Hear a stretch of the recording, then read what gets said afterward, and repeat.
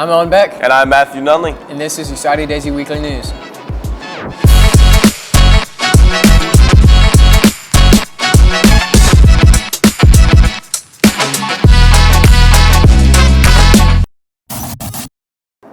Amid growing mental health concerns among students, 33 Tennessee school systems have filed similar lawsuits against social media companies. They're pushing for perfection for children across multiple platforms. Companies in the lawsuit include Meta, Facebook, Instagram, TikTok, Snapchat, Google, WhatsApp, and YouTube. These lawsuits seek accountability, tools, and resources to address protections, monitors, controls, and cooperation to protect children. That's all for your local news. Thank you, Matthew and Owen. Now let's go around the world with me, Kenny Smith. In Nashville, a college student has gone missing. Since March 8th, Riley Strain has been missing after going to a bar that past night.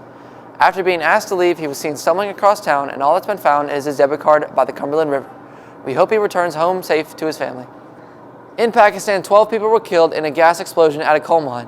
While 10 were trapped and 8 rescued, the mine collapsed due to an accumulation of gas inside the mine. To add to the wreckage, 2 more miners were trapped while trying to rescue others. That's all for your 90 seconds around the world. Now on to your weather with Aiden. Hi, I'm Aiden Hamilton, and this is your weather for the week. There is a high chance of rain, and the high will be in the 60s and the low will be in the 40s. For the weekend, the high will be in the 60s again, and the low will be in the 40s on Saturday. There will be a high chance of rain, and Sunday will be sunny. And that's all for your weather. Now back to Matthew and Owen at the desk. For your sports this week, we'd like to congratulate our men's soccer team for winning their first game this past Tuesday. And also, a big congrats to our boys and girls tennis teams for winning a majority of their matches this past week. An incredible story of a young autistic teen who can't walk and was thought to lack educational skill was helped by a program that unlocked his true potential. Here's more from CNN with John Kozik. At the age of 3, Angelo Robora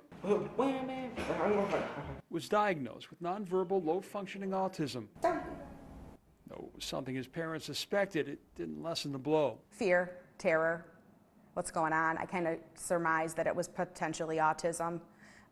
So the hopelessness that sets in you can grip you hard. They would do their best for Angelo, following the curriculum available to him. He sat in a special education classroom doing preschool work, and I was taught to believe that he was cognitively incompetent. She knew there was more in Angelo, but didn't know how to bring it out. And in 2021, a cousin in Philadelphia gave her a key that came in the form of a book that would unlock Angelo's potential. Underestimated, an autism miracle, details a family's journey through a program called Spelling to Communicate. It teaches those with verbal challenges like Angelo's the motor skills needed to point to letters to spell out words as an alternative way of communicating. The only problem for the Verboras, there were no practitioners in the area.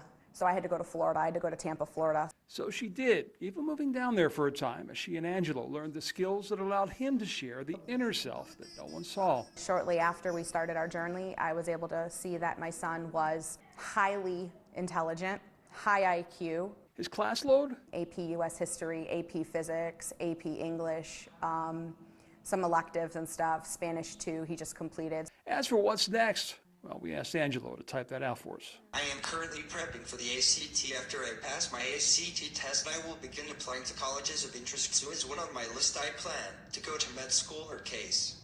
Working with Angelo and others now in Northeast Ohio on their Spelling to Communicate journey is Katie Custer, a longtime friend of the Verboras. They operate Mind Over Body, Spelling to Communicate in Aurora. So when I saw that he could communicate very differently than a few years ago on these boards, it piqued my interest and I had to know more. I could not look away. With his newfound voice, Angelo patiently typed for us this message of his journey.